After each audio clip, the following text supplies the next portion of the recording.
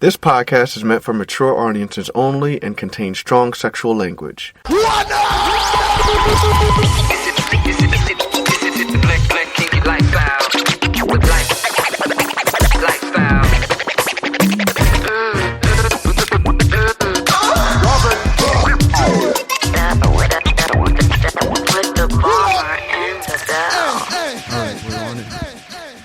We're on air. It's not a live show. I feel like it's a live show because we got all this equipment in here. I know. This is nice. This is the first time we're recording a show with our new setup. Yeah, so we got our mics like on stands and shit. Like arms. Yeah, like arms, Wait, pop filters and shit. Yeah, so here we are. Belle, I gotta say, I miss doing this with you. I miss doing this with you too. I know, solo. We have it because this is also the first episode in a while where it's just the two of us. Just the two of us. Okay, sorry. Yeah. Yeah, that's really interesting. I don't know if people actually missed us. I mean, we had some really interesting guests and we do appreciate them being on the show. Yeah. But honestly, like given that people just haven't been having many experiences, us included, we were just trying to, kind of see what the landscape looked like for everyone else and bring something different to you guys on the show. But there's certain things that popped off. Well, not popped off in terms of the lifestyle, but just shit that's just happened. Yeah, nothing has popped off. Yeah. We have not played with another couple or gone to a lifestyle event. No. God, has it just been this year? Yeah. Well, I mean, earlier in the year we went to a few events, but by March, everything was shut down. Yeah. Damn, we are in July. This has been a hell of a fucking year. It has indeed. All right. Well, today we decided to do this episode solo because there's a lot that's been going on. A lot of people have just been talking about non-monogamy given the Will and Jada thing. Yeah. And I think it just exposed these interesting reasons why people are against non-monogamy that we just didn't think were good. Like, not that, if non-monogamy or ethical non-monogamy is not your thing, that's fine. But when you ask yourself, what is it that bothers you about it? There's certain answers that we hear that are like, you don't have to be in a non-monogamous relationship, but the fact that that's your reason is actually a problem for your relationship, whether or not you're practicing ethical non-monogamy. Mm-hmm. So I think we had a couple of pillow talks lately that were on this very topic, but I had listened to some other podcasts that are vanilla podcasts, I'll call, and there were just a lot of stuff that was shared, and I just felt it was necessary to talk about it because we endorse ethical non-monogamy, but there are just these nuances around, psychology, the way we see our relationships, the way we see our marriages, the way we see ourselves. I think that just got really exposed while people were thinking about this Will and Jada thing.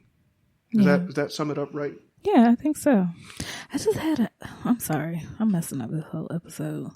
Because I had an idea for a new segment as you were talking about that. Oh, what was your new segment idea? Facebook fuck shit.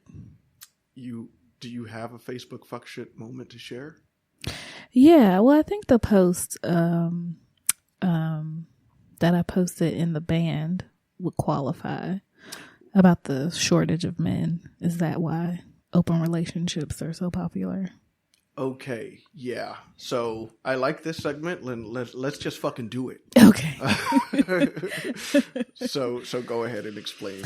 So I wouldn't say like I'm not a troll. I'm not a troll. Like I don't be just like trolling people. I'm more of a lurker. So like in the boredom of COVID-19, I have joined all these like vanilla women's Facebook groups. If y'all are in these groups, please don't try to find me or figure out who is me. No, don't do that. Or who I am. But I've joined these like different, like, these are Black women groups. So they're like wife groups, you know, just crafty girl groups, those kinds of different things. Are these like bougie groups? Is that what this is? There's a range. It definitely range. There's definitely some ratchet hood chicks in there because everybody has access to Facebook. But then you got, you know, the bougie women who think they're better than, and usually it's the bougie women who be on the fuck shit. Of course. Of course. The moral police. Right. And so sometimes I'll see these posts and I'll be like, what the fuck is this? Like, and so as you were talking, I'll be like, because a lot of the inspiration for what we've talked about or talking about is coming from Facebook. So, and from these Facebook groups. And so I thought, Facebook fuck shit. We should talk about some of these things that I see, because I see them and I'm like, I want to talk about them with somebody, and I talk about them with you, but maybe we should share these with the world, because I'm sure some of the ladies that listen to the show see these things, are in some of these groups and see some of these things as well, or have had these conversations with other groups of girlfriends or whatnot. But the guys may not be aware of what the women talk about when they're left all alone. No, y'all women are crazy. I've heard some of the conversations y'all be talking about. I mean, just listening to some of the like podcasts that feature women. Yeah. Y'all are dirtier than we are. Shit. There are things I've heard women say on podcasts about like the shit that they're curious about that's really scary. Like there was one segment I saw that went viral. Some woman was on the show and she was talking about how much she is obsessed with being shitted on. Like actually like shit? Human feces. Oh. Like she is interested in it being on her chest. Like there's a thing that's like she's a toilet, right? There's something. There's a word thing. for it. Yeah, it's not that. You got a toilet fetish? No, they would probably find offense to that. Like, no, motherfucker, it's not about the water or the toilet bowl. It's about the shit. It's the shit. Get it right. Yeah. So, but what was the post that you were referring to? So the post, which you already know is going to be on some fuck shit when it starts with a scripture. So the post says, I quote, "In that day, so few men will be left that 7 women will fight for each man, saying, 'Let us all marry you. We will provide our own food and clothing. Only let us take your name so we won't be mocked as old maids.'" Isaiah 4:1. Who decided to be in an open marriage due to overwhelming competition? Praise Jesus. All right, go or ahead, for any other reason. Uh-huh. And so I'm like, so now I have questions. So one, are you like using the scripture to support open marriage, or that there is a coming of a shortage of men or something? I don't know. And then why is your first thought that the motivation for open marriage would be the shortage of men? Right. Now, to be fair, I do believe women outnumber men around the world. And more average, so in other places like China, Asian countries, there tend to be more men than women. But it was just like that. That's the reason. It couldn't be that just like there's a different way to engage in, marriage. It was just interesting to me. I was like, why is that? Why is that why do you assume that would be a catalyst? Because of all the people that, at least in the lifestyle, I have never heard the response, yeah, it was just, or even the poly people we met, it's not like, yeah, it just wasn't enough guys or women in my area, so yeah, I just figured we'd share. Yeah. I was like, what? No, it is that what she was talking about had nothing to do with pleasure. No. But there was some validity to what she was talking about, because the truth of the matter is that, I would say like good men who are like just good partners, financially, psychologically, and all that. I've been hearing that, especially among black men. Let me just talk about my people. I think that there is some truth to that. Like there is like this endangered species of good black men, because of a number of like socioeconomic and historical issues or whatever. But women are looking for the same guy, and Right. there's not a lot of them. Mm-hmm. Guys don't have that problem, like, at all. Like, it's not like, oh, there aren't enough women with fat asses and big titties, and, you know, I'm being silly there, but there is some truth to that. Is there not? I mean, black women are one of the what are rising Chronically single? No. Okay. I was like most highly educated group. That is true. Also, and the starting, the fastest growing, entrepreneurs, Mm-hmm. group of entrepreneurs. Mm-hmm. So you got these well-educated, financially stable, ambitious, go-getter women, and no niggas. See, Belle, now I told you about this. Those words that you use to describe women are not the things guys are looking for in a female partner. We're just not. Like, I'm looking for an ambitious, like, business, entrepreneurial, strong woman. Like, guys aren't looking for that. Like, guys are like, I want a woman who'll support me. I want a woman who I can come home to, who will make me feel good. I want a woman who will make me feel appreciated. I don't need her to be a CEO. Mm-hmm. All right. So you have a lot of these black women. They have all of those qualities, but that's not really what men as a group tend to look for. So, but I'm not saying that women don't have those other supportive and, Right. Those qualities, but it's just that, you have a lot of women who are beautiful, who are successful. But you have men who are not quite attracted to the same things that they have pride about, which is an unfortunate place to be in. 'Cause for men, it's like the exact opposite. But I'm proud of my nurturing abilities. I'm very happy that you're proud, and I'm very happy that you have those abilities. 'Cause like when I think of when I wake up in the morning and I remind myself who I'm married to, those are the qualities I think about. The fact that we're supportive of one another. Mm-hmm. We can have fun together. Yeah. And we complement each other. There are just things that I can't do that you can do. And that's it. Yeah. You're very educated, and that's Mm-hmm. nice. But I only needed you to have like a college degree. Like that's all I really needed. So anyway, yeah. Anyway, It's good you have the other things though. Mm-hmm. But yeah, so I wanted to go, I didn't want to leave this, this multiple wife thing alone. Cause I have people in my circle, unfortunately, that believe that it is time for black women to consider, is it polygamy? It's polygamy, right? It's polygamy. It's the time for them to consider polygamy because they're looking for the same dude. We got too many side chicks out here. So these chicks need to get in line and just, salute to the throne of man and just, formalize their side chick status. Right. And wives need to accept it. Side chicks need to accept it. Mm-mm. Society needs to accept it. And that's the argument. Like if you go on YouTube and you go down the black hole of Hotepism, you will find these arguments. It's a deep hole. So, but the counter argument I'd say is, I'm sorry to just say this as bluntly, but there's a lot of broke niggas out there. There's a lot of broke niggas.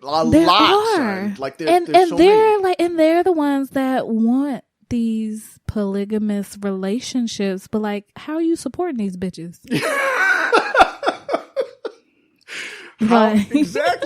Exactly. Like, how does that work? Like, if you're complaining about child support, nigga, for one baby. Like, why am I gonna share you with another bitch, and I still gotta pay half the rent? Like, it doesn't make sense. No, it doesn't. It doesn't make sense. But you know what does make sense is for women to have like a crew of broke niggas supporting her because they can pool their resources together to pay for her rent, to take care of the kids. Listen, like if they all fucking her, they don't know whose kids is whose anyway. That's right. So they could all be a collective. And that makes just as much sense. That actually makes more sense. Yeah. So, ladies, if anybody throws that polygamous bullshit at you, Remember what the bomber said, okay? There are just as many arguments for the exact opposite, and niggas ain't trying to hear that. Which I think is polyandry. I think you're right. Yeah. Yeah. Why are more women doing this? Because they don't know whose baby it is. They can't afford a DNA test. Mm-hmm. Oh, this makes so much sense. Isn't this how it happens like in the animal kingdom? I think, well, it depends on what animal we're talking about. But like, you know, the chimps, the maybe. female will mate with multiple males. Yeah. And then they'll all take care of her because they don't know Mm-hmm. which of their, whose progeny it is. Yeah.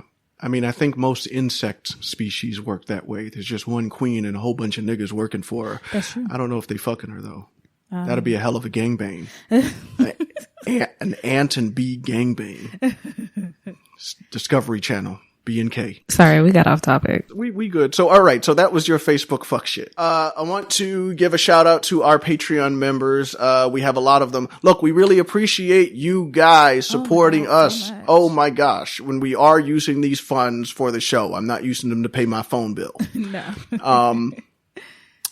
So let me just give a shout out to Lena, Desi, Renee, Vision, Rizzy, Jeremy, Mike, Gil, Derek, Texas Bama, Redonia, Clifton, Brown Girl, Silverback, Christy, Mr. B, Nisha, Chadwick, and Ricky. If I forgot any of y'all, let me know. I could always edit this episode.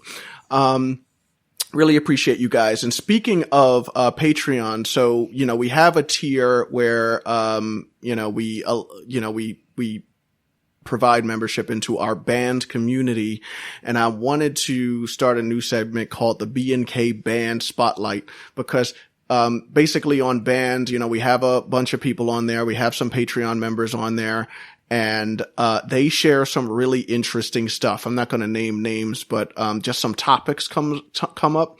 One of the topics that came up, because, I was watching porn one day and jerking off, and I saw a porn that like 100 million different porns that start off with a massage, right? Of course. Yeah. And the massage ends up, it could be either a man or a woman getting the massage, but I happened to watch one where a woman was getting a massage, and you know how this goes. He's touching her, he's feeling her up, and he starts eating her out. Next thing you know, they fucking.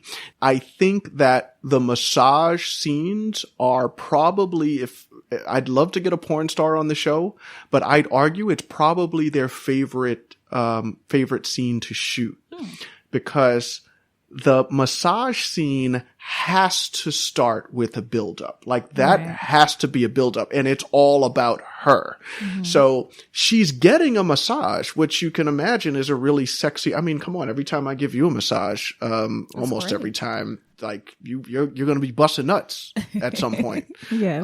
It's foreplay. Mm-hmm. So I think, there was a couple of massage scenes I saw where I was certain that the female porn star had an orgasm in that scene, because she didn't care what the camera was doing. She would just kept telling the guy, yo, do not stop, keep going. She gave him that face. I know that look. I know that fucking look, that keep going look. I'm almost there. So I posed a question about whether or not massages ended this way for women that were getting the massage. Now, I know about happy endings and dudes, so I don't want to talk about that. But for women, do they do that? So there was somebody in the band chat that said that actually happened. But I think that this is a rare occurrence. But my question to you, Belle, was, is this something that you'd be into? How far would you want it to go? Like, what's your ideal scenario in a position like that?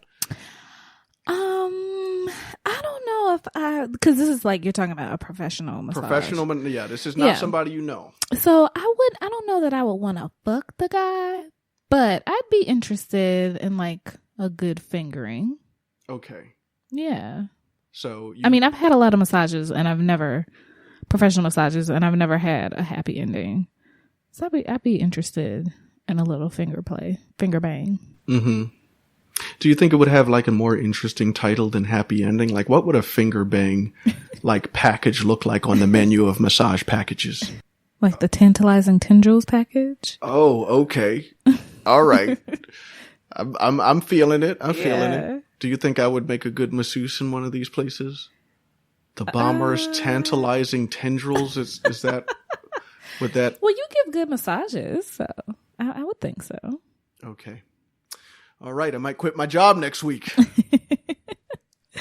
No, don't do that. Honestly, I'd be not now. The country's about to fall apart. We going into a recession. We need to keep these jobs. Exactly.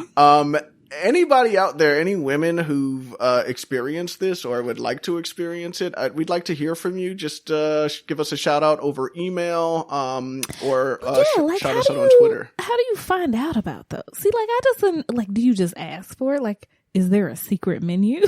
Like, I wouldn't know how to approach that. Yeah, like for guys, it's already woven into the fabric of massages. Like it has a name, so you could literally search it on Google. Oh, okay. But for women, I don't know. Like if you search happy ending for women, maybe something will pop up. Something worth trying, I guess. Couple of things we want to go over before we get into the topic today. The swing of things. Oh, God. So we saw that movie. That was a fucking waste of time.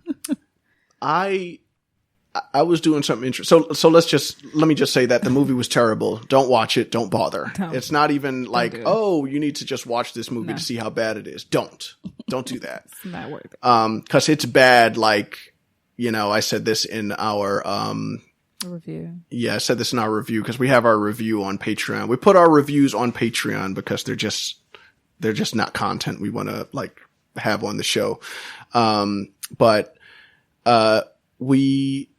What I said was it's like reading a really bad article, except there's a whole bunch of grammatical errors in it. Like the paragraphs are all fucked up. There's no sentence structure. The only thing it has right is the beginning and the end. Everything in the middle is just jumbled up nonsense. So it will annoy you to watch. Like it's not like funny, like, oh, this stupid ass isn't making any sense, but these are some funny lines. It's pretty annoying to watch. You're just going to be like, what the fuck? Like, the whole time you're watching it, you're going to be like, yo, what is this? Like, there are going to be certain things about the film you don't even know why it's bothering you. But it will bother you. So don't watch the film. It's horrible. I'd give it a straight F-. It's F-. It's terrible. It is terrible though. So what's interesting is that I got bored and I decided to see if any of the actors had tweeted about it the date it came out, and they're all pretending it never happened. That's a good strategy. Yeah. I think it'll fade away. Yeah, it will, because IMDb is not even bothering much with it, and it doesn't even have a Wikipedia page, and that's a terrible sign. All right. Last thing before we get into the topic today is our hit list. Hit list, bitches. And our hit list is when we talk about celebrities or just people we've seen around that we saw that really had us excited. Yeah. And hot. So in better movies to watch news, Extraction on Netflix was really good. And so my hit list person is Chris Hemsworth, who is the lead in that movie. Because he gets really like grungy and sweaty. I think he's shirtless several times. And he has some really good fight scenes that I enjoyed.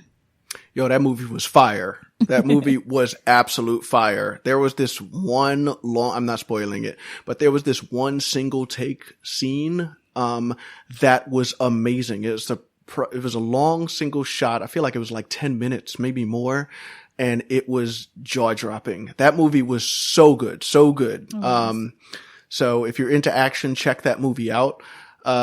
My hit list, the person who's on my hit list is Kiki Lane. Now, you guys might not have heard of Kiki Lane, which is fine, because she hasn't been in that many movies. She's a younger actress. But she was in another great action movie we saw, which is probably more in the comic book realm, called The Old Guard. It stars, Charlize Theron. Am I saying her name right? Yeah. Charlize Theron. Mm-hmm.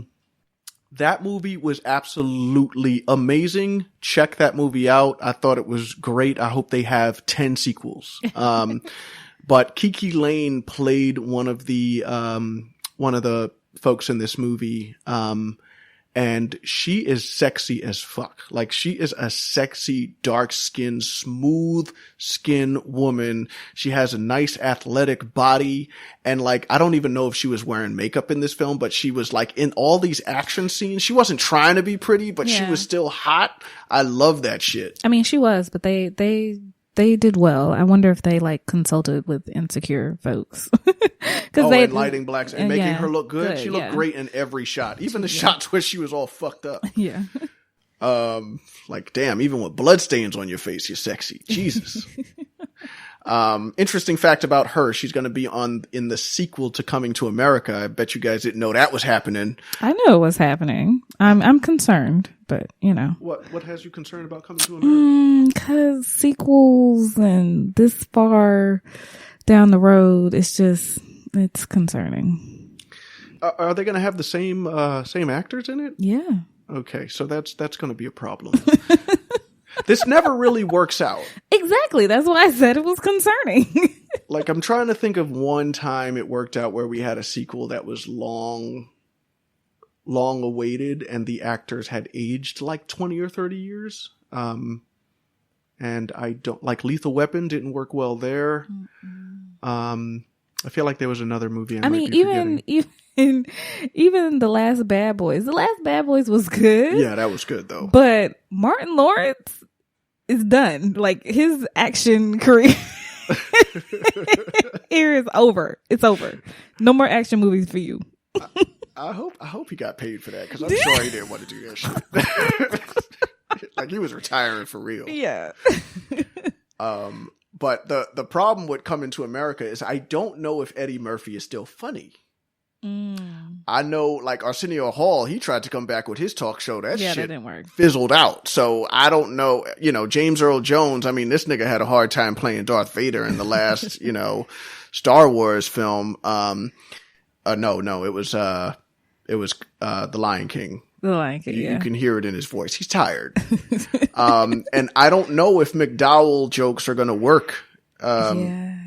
So they got to update the comedy, because even, I don't know.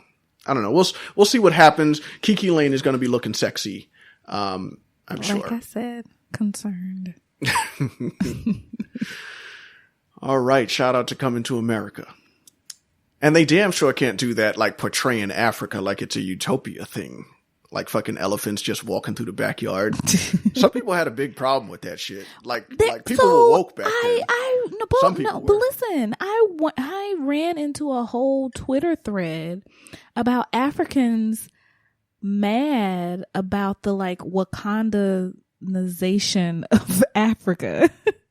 And like African Americans, so Black Americans, like perpetuating this Wakandanization of Africa. It's a whole thing.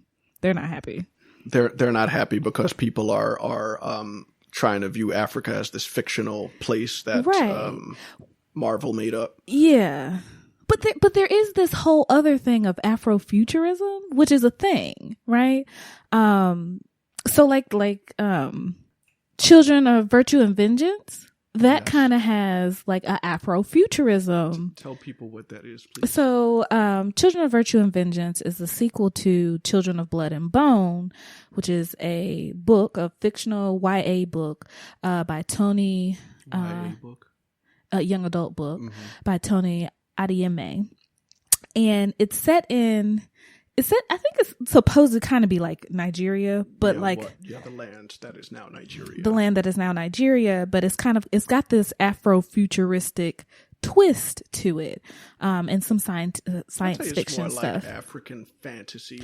Yeah, fantasy. Yeah, that kind of thing to it. So there is this fiction. There is a genre, a universe of Africa that people create that doesn't exist. And so I think some Africans kind of beef with it is that like how about focusing on what Africa really is right now? in actual like real life, which it's a lot of places, a lot of the countries, a lot of the major cities in the countries are very metropolitan, and it, you know, established and all of that. And it's not one or the other. It's not huts and poverty, and it's not like all skyscrapers and, you know, high tech stuff. Like there's everything in between as well. And so I think they want to have Black Americans look at, you know, Africa and countries in Africa as in a more realistic point of view. Right. Like there's a lot of talk about people like going to Africa, like living there, leaving America. And I'm like, yo, some of y'all ain't really ready for that. No. Like some of y'all are not ready for the rural life. I mean, there's some urban communities, but like inequality is a thing in this country, but it's also a thing in a lot of African countries. Corruption is colorism. It's there. Corruption, it's there. Police brutality, it's there too. That's something that we've talked about and considered, and you know, my mother is like all for it. Yes, I'm ready. When y'all are ready, I'm ready. And I'm like, are you really ready? Because I don't think you're ready for that life. Yeah. and she's like, well, I want to still, you know, be where I can live. You know, it's like I am here. And I'm like, oh no. Yeah. No. Because I mean, I think it is possible to have a similar lifestyle, but the thing is, it'll take so much work and networking. Like here, we know who to talk to, we know where to go, we know how things work, we know how institutions work. As much as we complain about them, at least we know how they all work. We know where to go if we want vegan. We know where to go if we want really good food. Like we know all these things. We know who to talk to when we want to, like, you know, get like some bootleg cable or whatever, shit like that. In Africa, you just have to have that, you know, you got to have a network before you assume that you can just straight up transport. There we go. Damn. The fuck. All right. It's been a long week. See, yeah. All right. So I think, and I just wanted to, because you just went over those books. Those books are awesome. What was the books again? It's The Children of Blood and Bone and The Children of Virtue and Vengeance. Yes. I would highly recommend that folks like check out those books. They're amazing. I just finished the second book, and the ending of the second book is so real. Like, just you got to get through this series and get to that last line in that book. It's amazing. It has an amazing conclusion with some wide implications. It's like the African Game of Thrones, so check it out. All right, let's move on to the topic today, and we're going to be talking about problematic reasons to oppose ethical non-monogamy. So like I said, opposing ethical non-monogamy is totally fine. You know, not every lifestyle is for everybody. And honestly, there are some areas of ethical non-monogamy that we don't want to touch or play with, but there are reasons for that. So what we're going to do today is talk about some of those reasons that are problematic, whether or not you want to engage in ethical monogamy. It has nothing to do with ethical monogamy. It's just, if this is your reason, you may need to like explore that because it's problematic. Now, some of these reasons people accept about themselves, and they're just like, yo, this is my personality. I know it's not a good trait, but you know what? That's who I am, and that's just who I've always been, and that's, you know, that's it. Yeah. And you know, I think that's fine. Like, if you know that about yourself, that's cool. Like me, myself, I know one problem I have after being on all these Zoom calls, because everybody's working remotely, I can't really pay attention. I can't. It's bad. But I know I can, and I don't think there's going to be a way that I can. And that's terrible, you know, because there's a lot of shit that happens over Zoom. But I'm accepting of this flaw of mine. All right. So let's start with the first reason. So what is the number one reason why people say ethical monogamy just doesn't work? Ethical non-monogamy, just doesn't work for them. I'm too jealous, and I hate this reason. Like, this is like, it's like nails on a chalkboard to me. So, you know, they're too jealous, you know, to see their partner with somebody else or to share their partner with someone else. So it's the feeling of resentment, longing aroused by someone else's possessions, quality, pleasure, or luck. So somebody else is feeling good and you resent them for it. Right. That is what jealousy is. Yeah. Is that not like, how is that ever a good thing? It's not. It's terrible. Like, why would you want to be jealous? It's just like, because it's never, when someone says I'm too jealous, it's never, not that you should be ashamed of yourself, but it's never said in a like, this is not, I'm not proud of it, but I'm just too jealous. No, they be big about, like, I'm too jealous. I could never. I'm just too jealous. You're too jealous? We got a medal for you. Congratulations. Congratulations. You're too jealous. Way to go. Here's your certificate. Your too jealous certificate. So I don't think I need to belabor that point too much, but I did want to talk about, like, I did want to be a devil's advocate a little bit and talk about, what are some things that might make us jealous, right? Because I think jealousy is something that you shouldn't ignore. When you feel jealous, I think it's important to start asking yourself questions. It's not like, oh, I feel jealous, let me just let this go. Right. Why? So let me give you an example. If I found, like, I'm trying to think of something that if I found out you did it, it would make, like, jealousy would be the first feeling I would get. Mm-hmm. And let me just say what that is. If I found out that you made a meal for another man, jealousy would not begin to express the level of resentment I'd feel. Like, if out of nowhere, like, I came in the kitchen and you were cooking some fucking T-bone steak with some steamed, like, broccoli. I know your meals get a little bit more complicated than that, but this is what but like, some steak would fucking break my heart. You made a whole fucking steak, a T-bone steak, a succulent steak for another nigga? What? I would feel jealous. Yeah. I would feel jealous. But I know why I would feel jealous. Because you don't do that. No. That doesn't happen. You make meals for me. Yes. And you. Yes.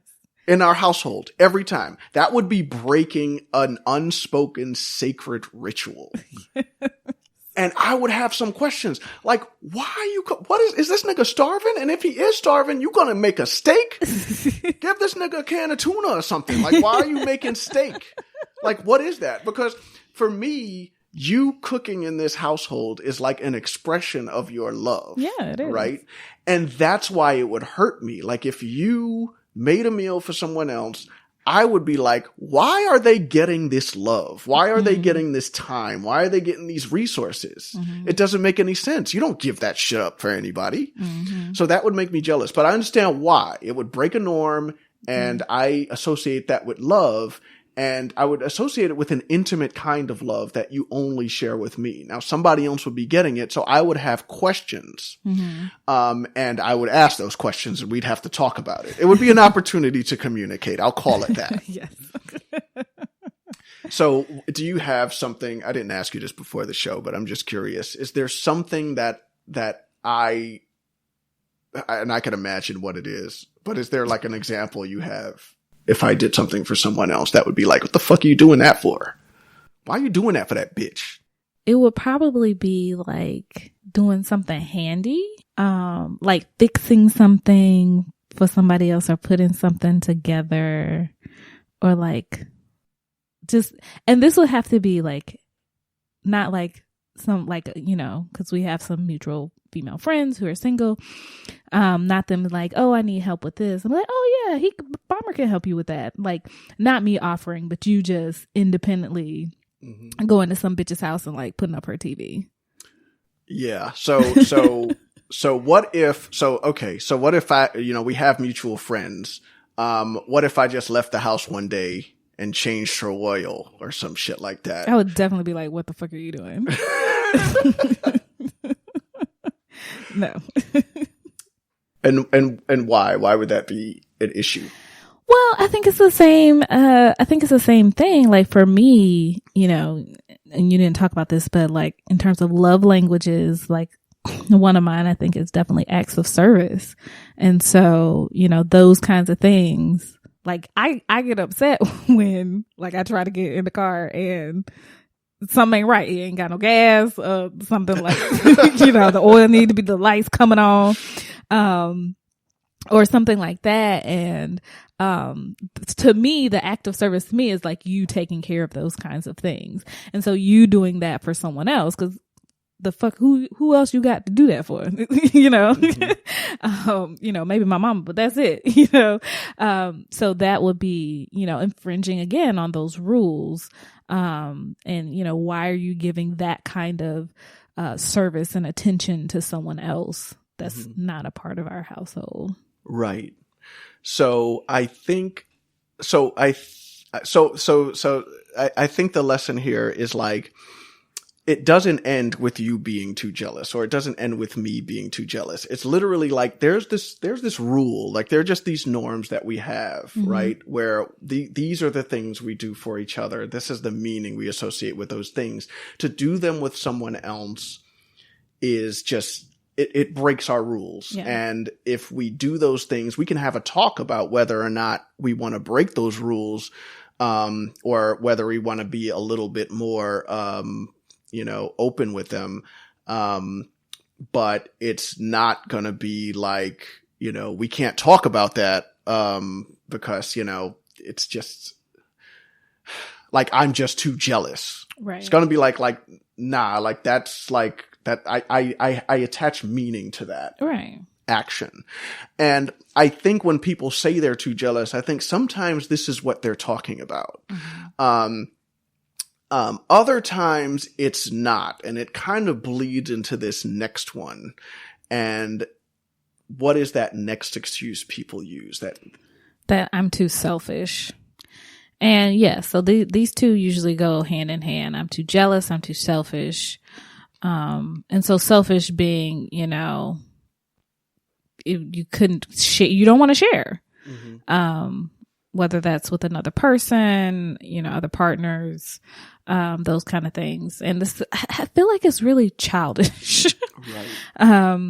You know, because even though I would feel jealous of you doing like that for someone else, I know on certain things, the lifestyle not included, like I have to share you, like I have to share your time, because you have to work, like, you know, you have independent interests that, you know, aren't my interests, and so I have to share you, and part of being a mature adult is, you know, sharing your partner. I don't expect to have your attention 24/7. Right. And yeah, so that's when people say they're too selfish with their partner. Again, like, you know, I'm in some ways we're being a little bit facetious with these terms, because I feel like people are not, when they say I'm too jealous, I'm too selfish, I don't think they mean it that simply. It's just an easy way to say some of these more complex things. And so I'm too selfish. That's not something to be proud of. No. If you have kids, that's not something to be proud of. If you guys have other family members, parents, cousins, siblings, that's not something to be proud of. You got a job. You're sharing your time. You're sharing you're sharing your presence. You're sharing your love. Okay. But I think when people say they're too selfish, they're saying that there's a very particular kind of thing that they aren't willing to share. Yeah. They are willing to share this time, but there's special things and I think for us, right, there are certain things that we would not share with other people, like having unprotected sex. Like we're not going to share our flesh in that way, but we are not doing that because we want to avoid STIs, right? Yes. We're not sharing our intimate time because, or our intimacy, right? When it comes to our romantic love, that is something that we want to reserve between the two of us. Now we might engage in some physical stuff. Yeah. And you know, in the lifestyle, sometimes you do connect with another personality and you do connect, you might connect on somewhat of an intimate level. But it's really temporary and it doesn't impinge on the rules of our relationship. Right. So I think instead of saying that folks are too selfish, I think a better way of saying that is that you guys have an agreement in your relationship to share your, physical intimacy with just each other. And that's just how you work. Yeah. All right. And that is totally okay. Mm-hmm. But if you're too selfish, if that is a personality characteristic, that is a problem. Yeah. And either you need to be honest with the fact that you have this problem, or I don't know, talk to somebody. Be honest with the fact that it's your problem and that's just your personality and you're fine with that. It's a problem, but don't see that shit as something to be proud of because it's not. I'd rather not know about my partner's other affairs. So this is another one. So some people would rather be lied to. Why? What? Why would you want this? Like, why would you want, to be in the dark? Well, I mean, I guess ignorance is bliss. Yeah. Yeah. Mm. Yeah, it is. Some people would just rather not know. I mean, they might suspect or they might have it in their head as a possibility, but knowing about it, it's just emotionally difficult to take. Mm-hmm. Well, yeah, that's true. Mm-hmm. And some people, and that's unpleasant. It's an unpleasant thing when you find out your partner's, it can be unpleasant to find out your partner. I think it's unpleasant to find out your partner's been cheating on you because they haven't been able to share with you certain things. Right. Like that's unpleasant. Cause you have to kind of accept that it's happened and you have to deal with a lot of anger and you have to talk it through if you want to work things out. And if you don't want to work things out, that's not any more pleasant than that. Right. So I can get how people don't want to know. I mean, you have to deal with difficult things in every aspect of your life. And I would argue that this is one of the key areas of your life. Like you have to know how to work through difficult things. And so avoidance is just not an effective method to have a strong relationship and one that can last the test of time. Mm-hmm. Yeah. I think what the problem with this point is that it says that you'd rather not be honest, in your relationship. And the thing is that if you're in the dark about something like this, it can be a ticking time bomb. Like it's not something that just disappears. Right. You can lose control of it if you and your partner don't come together and talk about it. So I think this is one of those times where I feel like people have to put their adult pants on. Yeah. And I feel like we're still, but not to criticize those who don't want to know. I totally understand where this is coming from. And to some degree, I think it's really interesting because as I get older, I'm having these, grown conversations with my parents, some uncles and aunts I have. And the thing that I'm starting to realize is that infidelity did occur in these relationships. But as kids and as even young adults, I don't feel like we see them work through that. Even right. couples who've been through it, it's like this deep, dark secret that they keep away from their kids. And I feel like there are some valuable lessons we fail to learn. Right. There's language that we fail to learn when it comes to talking through this and working through it. And people just don't have the language to deal with it. They're like, I'm not equipped to deal with this. I don't know what's the first thing I'm supposed to do when I found out my partner's cheated on me. And as far as I know, the relationships end after that. Right. And I don't want my relationship to end. So it's better to just not know. So I get where people are coming from, but I feel like it's more so an issue where people just don't have the language. In that sense, I would urge people to go out there and get information about it. Like if you're in a relationship and nobody's been unfaithful, that's great.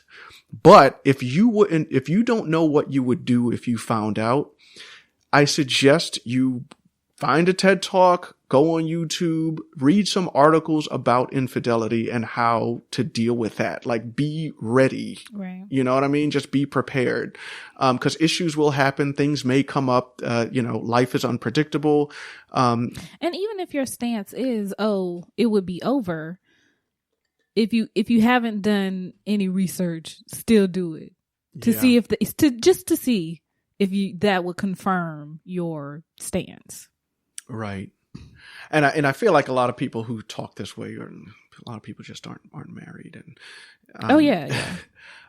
and I can't remember who told me this a long time ago, but they were like, yo, if you're thinking about getting married and the thought of infidelity immediately equals divorce for you, then don't get married. Mm-hmm. Don't do it because it's not for you. Because there's no set of vows in the world that say till death do us part, or until you cheat on me. Right. This shit is over. Kiss the bride. That's right. That's not how that works. Okay. And then, so that was the fourth reason, questionable reason. And then the last one was, why don't you read it? That was the third. That was the third one? Mm-hmm. Oh, that was the third one. What's the fourth one? If I wanted to have sex with other people, I wouldn't have gotten married. This is just dumb. Because, so that it makes the assumption that you just got married to have sex, which may have been the case 100 years ago or something. Right. But now, if that's the reason you got married, no. Like, really? When I hear this, because I think about why I married you. Like, I've had sex with a lot of women. Mm-hmm. I would not have married any of them. I didn't marry you because your pussy was good, even though you got some good pussy. I'm not going to lie. It's wet. It's succulent. It's very nice. It creams. Anyway, that is not why I married you. That's why I kept fucking you, but that's not why I married you. There are a bunch of other reasons why I was like, I want to spend the rest of my life with this woman. Mm-hmm. And if the reason why you're marrying your partner is because of sex, like it's whatever. I mean, even if you go back to the first question and you talk about like the things that would make us jealous, sex was not on that list. And it's never been on that list. Nope. But it's those supportive factors are the things. Like I got married because I wanted a partner. I wanted a companion. I wanted someone to do life with. And so things that were around that were more important to me than having someone to have sex with. Right.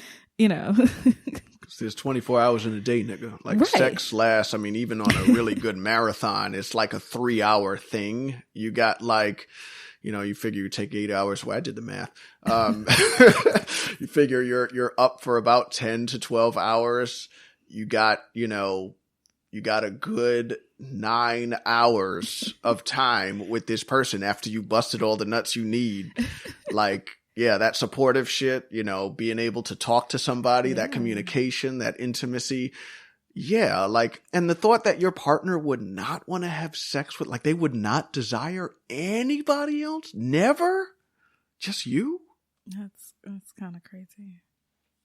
Yeah, I think one of the most valuable and important things in our relationship is that we enjoy each other in a multitude of ways. But that we enjoy each other and that we have a good time together. Mm-hmm. Whether that's with other people, having sex or not. And so I think, when you're thinking about getting married, yes, sex is important, but it's like, it's not high on the list. Like, you got to really think about, does this guy know how to, manage money? Like, Right. if the shit hits the fan, like, I'm not thinking about his dick. Like, I'm thinking about, does he know, how to like hustle? Like, and so if that's the reason, if that's your reason, man, you in trouble. Right. Yes, absolutely. So yeah, so I'd urge people to just reevaluate that. Again, ethical non-monogamy, it has really nothing to do with that, but just about like reality. Yeah. So the fifth point here, I think we talked about this before, but you can read this one out. Fear that your partner may leave you. And so I think, the first three really. So being too jealous or too selfish or not knowing, wanting to not know about your partner's other affairs. A lot of that is wrapped in insecurity. And I think this last one is also, has some basis in insecurity as well. Because if you're afraid that your partner may leave you, they may leave you even if you're monogamous. Right. So like exactly. what is the basis of that fear? There may be something else going on that is, happening in your relationship that could be a catalyst for them leaving you that has nothing to do with who you all are having sex with. Right. I mean, if sex is the catalyst to somebody leaving you, they probably would have did that shit anyway. Mm-hmm. It's really scary to think that way. But I think there are people who are, I think it's real interesting. We haven't said the word insecure yet in this show, but I just said insecure. Wait, you did say insecure. Yeah. Okay. Maybe I'm whatever. So insecure. So yes, it comes back to insecurity again. I want to check our privilege a little bit here and say that, we're not in a relationship or in a time in our relationship where we are insecure about it. No. There are some people that are constantly insecure about their relationship. It almost defines their relationship. Where there's this one partner who has the power. Like if they left, they'd be fine. They'd find somebody right away. And, you got this one person who knows that and they are really uncomfortable. They might not be on the same attractiveness level with their partner. They might not make as much money as their partner needs them to make, and they just feel this insecurity in their relationship. And sometimes people just have like mental health issues where they will always feel insecure in their relationships. And I feel for those people, I pray for those people. But this is real. And I think that even then it's important to recognize that this is an issue. Like it's not cool. And, there might not be an answer for them as far as how to fix that problem. Maybe it's a therapy issue. Maybe you need couples counseling, or maybe you need to really question whether or not you really should be in this relationship.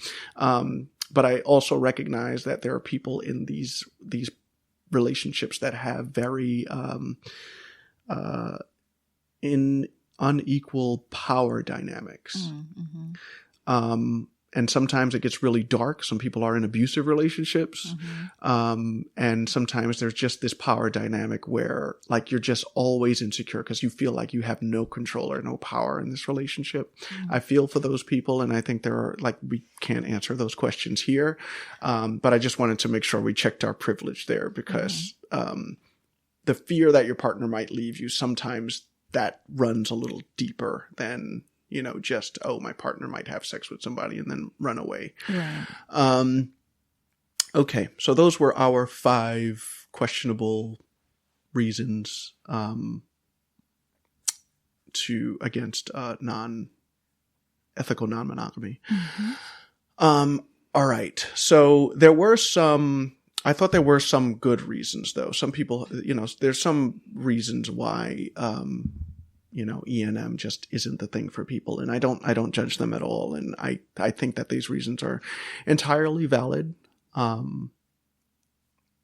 So what's the first one? You may believe it is morally wrong based on religious convictions or just your moral compass, which totally fine. Yeah. Totally fine. I think people are free to believe what they believe. If, you practice certain, if you're. That doesn't mean you have a right to judge us. Right. But you're free to believe what you believe. That's right. That's fine. And I'm not trying to convince those folks that, it's like half the motherfuckers in the Bible were definitely practicing polygamy. Anyway, so, it's something that makes you feel uncomfortable, not due to jealousy or selfishness, or some of these other concerns, but they just don't work for your relationship. So I think for us, polygamy would fall under this category for us. Oh, polyamory. Polyamory. Yes, you're right. God damn it. Polyamory. Yes. It just doesn't fit the rules of our relationship. That's why. It's not about jealousy. It's not about selfishness. It's literally about just the way we love each other. That wouldn't work for us. What if we were at a bar and I paid for another woman's drink?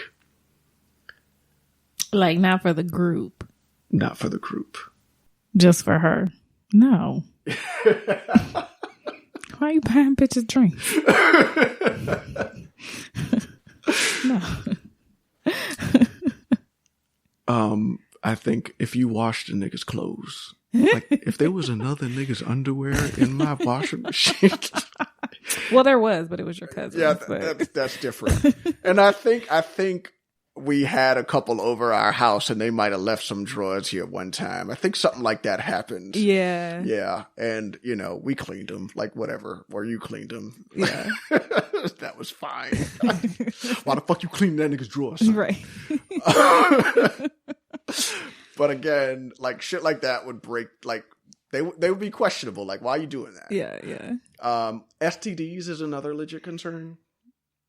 Totally understandable. Yep. Because we're concerned too. Yeah. Shit, like what? What's it? Risk management. Right. Yeah. So there might be a ton of other reasons that we didn't count here, but I think these were the main ones.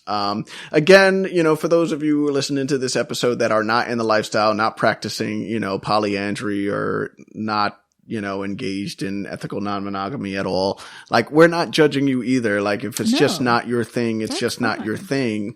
I think what this episode was really about was, what your reasons are they're important, not just because it's an opposition to ethical non-monogamy, but because, it could say something about your monogamous relationships and the way you relate to others. I think,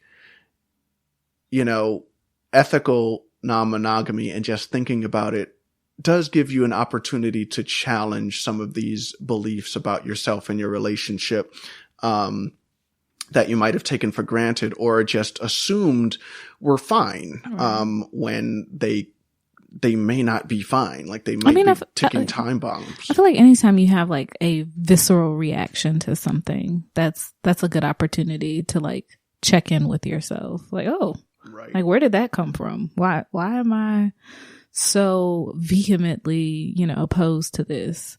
Or why do I feel so strongly about this? And that brings us right back to the bitch who wants to get shit on her chest. So, visceral reaction to it. I'm not going to lie. I had that reaction. So let's kind of break this down. Okay. I'm not yucking anybody's yum. Actually, I am. I think that's fucking gross. I'm sorry. I do. And, come after me for that. Write me on Twitter, say I'm a fucking big hypocrite because I talk about not judging people and just shit. Son. No. I'm already not into anal play. Like, I'm not into anything that has to do with the booty holes. There's no pleasure there for me. Like I've talked about this, I think, before. Like, I'm interested in butt plugs for the look of them, but I don't actually want them in my butt. But I think they look very pretty. Like, I think they're really sexy and attractive. But I just don't can I just I don't know, get like a sticker one to stick on my, anyway, the point is, that's just, no, not interested in shit at all. It's because your body doesn't want it anymore. Right. Like, I don't want it. I don't want to smell it. I don't want to see it. Like, you know, one of the best things that happened to me this year? What? Our bidet. Oh my gosh. Like, the bidet attachment? Like, listen, y'all, listen. If you don't have a bidet on your toilet, you're missing out. Yeah. You're just missing out on life. Like, freshly washed booty hole is just a pleasure that everyone should experience. Like, just having your booty hole washed several times a day, because yes, you should be shitting several times a day. It's just a pleasure that I can't. It's a privilege I'm glad that I have. Yes, there is nothing like a bidet. I cannot, if you don't have one, the moment you have it and you use it for the first time, you will wonder why you didn't do this before, because it's not that expensive. No. They're like these attachments you can get on your toilet seat. And it is incredible. Yes. So yeah, shout out to, I'm not even going to say the name of the product because I'm still trying to see if they'll sponsor us. Because I will talk about this. I will, yes. I mean, even though I don't want anybody playing in my booty hole, I still enjoy the experience. Now, speaking of pleasure through booty holes, the thing is, I know for sure, because I've heard it on a bunch of other podcasts about the prostate orgasm that men can have. And there are men who like fingers up their booty holes. They like getting licked there, and it has nothing to do with their sexual orientation. And I understand that that's a thing. I'm sure that if I was into it, I would enjoy it. I have an issue with it, and I think it's problematic. I think it is a problem. I think that I am missing out on this other orgasm. But I don't give a fuck. And that's just something I'm willing to die with. Okay, so. Because I'm not sticking my finger in your booty hole. No, but I don't think that's true. Why are you thinking? I don't think that's true. I think that if you were giving me a blowjob and I said, listen, I want you to stick your finger in my booty hole just a little bit, just like the tip, I think you would do it because you tried to do it before and I told you not to. I don't remember that. I definitely forgot about that. Yeah. I mean, I would have asked you, how recently have you used the bidet? If it was a freshly washed booty hole, perhaps. Always. Perhaps. There's some rude motherfuckers that don't let you know. I've had some situations. That'll be on the next Facebook fuck shit. No. Thank you guys for listening. We really do miss y'all. We miss doing this. I know we're on this for once a month. But we really do appreciate the support. Please email us at blacknkinkylifestyle@gmail.com. Send us a message on Twitter or Instagram handle Blacknkinky. And please do reach out to us. The messages have been slightly dry. I feel there was a message that I wanted to read that was awesome. Yep, here you go. Okay. Dear Bomber and Belle, 2020 was the year my husband and I decided to delve into the lifestyle. We joined some websites and started chatting with a few folks in February and had our first date in early March. And then Rona hit and cock blocked us. Girl, us too. We were so excited to get into the lifestyle, and we're so disappointed that we had to put that on hold. Despite the disappointment, it did give us a lot of time to listen to podcasts and have some wonderfully sexy discussions on what we anticipated our lifestyle journey would be. Your podcast helped us to deliver our boundaries in a sharp and clear way. I'm also bi above the waist. Hey girl, hey. Discuss how we wanted to be treated as an interracial couple. Thank you, Belle, for emphasizing not touching the hair, and making some plans for the fun experiences we could look forward to. Once things settled and we felt safe around a very small group of people, we finally dove in. July 4th, we had the chance to host our first couple. Thanks to your sound advice, I brought my A game and it was bomb. I had table lamps strategically placed for mood lighting. My diffuser had a sexy blend with the rotating colors setting the scene. We set out drinks and water bottles. I had a display ready to go with condoms, lube, and a few toys. And after 4 hours of play, the couple we were with said that they had never had such a wonderful time. I never would have thought to include any of those things had we not listened to so many of your podcasts. We highly enjoy your stories. Bitch with a bad weave had us in tears, and we appreciate you being so open and honest with your journey. Here's hoping 2020 gets back on track soon so we can continue to play. All right. Really appreciate this. When I saw this message, so sweet, it really made my day. It did. It made my day too. I'm so glad you all had a good time and are making the best out of this fuck shit that is 2020, because oh goodness, it's rough. No, I'm glad. There was a couple of things in this email that just kind of had me reminiscing. So the lights, I realized that when it came to us getting ready for whenever we got a room, I think decorating it was really exciting for me. That was such a meditative exercise for me, just concentrating on making the room perfect. And every time I'm scrolling on Instagram, I see all of these ads for lights and all these different light decorations, and I think it's clearly targeted ads because I've been looking this stuff up, and I'd be wanting to buy it, and I'm just like, wait a minute, if I buy it, where am I putting it? Where is it going? It's going nowhere. So I'm glad somebody's having an opportunity to decorate things and using some of our tips. We actually have a blog post on this. So, if you're interested, check out our blog, on our website, blacknkykylifestyle.com. Bitch with the bad we've definitely brought some memories and we back. have links to stuff in our store, which is also on our website. So if you're like, what kind of lights, Bomber? What kind of lights, Belle? If you go to our Amazon store on our website, you can see links to lights. Are there diffusers up there? I think you need to put some diffusers up there. Diffusers? What diffusers?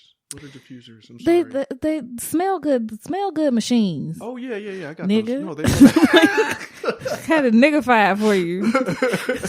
Yes, I got it. Niggified. All right, we're gonna have to use that one. But yeah, there's all kind of great stuff to decorate your room, get you set up, and then if you're looking for some sexy outfits, there are stuff for him and her on there. I'm trying to be yeah, you had a lot. Opportunity, whatever. I don't know. Equal opportunity. Yeah, equal opportunity. There you go. So you can find all that stuff. And pineapple, anything pineapple related. I like to put that stuff up there too. Yeah, you had a lot of good ideas. A lot of those ideas are Belle's. I don't shop for shit like that. The outfits especially. There are a lot of sexy outfits on there that y'all should definitely check out. All right. Well, anyway, that is our show this month. I hope you all enjoyed your 4th of July. Labor Day will be coming up. Maybe Rona will be a different thing, but Maybe not. No. Fucking election is coming up. This is going to be a shit show. Yeah. So we hope everybody's doing okay out there. Please keep in touch with us. For those of you who are interested in joining a More Getaways membership page and connecting with other couples of color, check her out, moregetaways.com. You can sign up for their membership, use offer code Blacknkinky to get a discount. And I think that is all we have for you today. Thanks for tuning in. Bye. Black and kinky lifestyle.